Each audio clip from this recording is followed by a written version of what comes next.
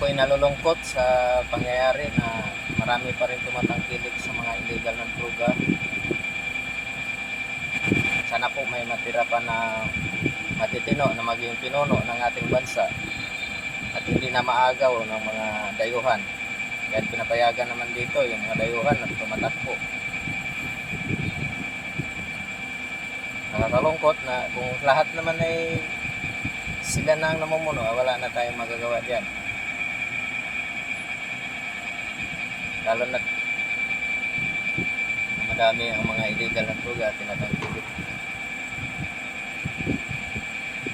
tinatangkilik ng mga Pilipino. Ako po, so sad na lang talaga. Sana may matitino pa na maging pinuno ng ating bansa. Yun lang.